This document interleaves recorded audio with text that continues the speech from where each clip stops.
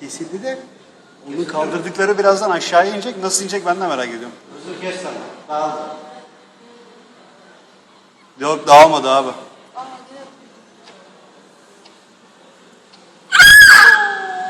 Evet kızım. Aynen. Devam et.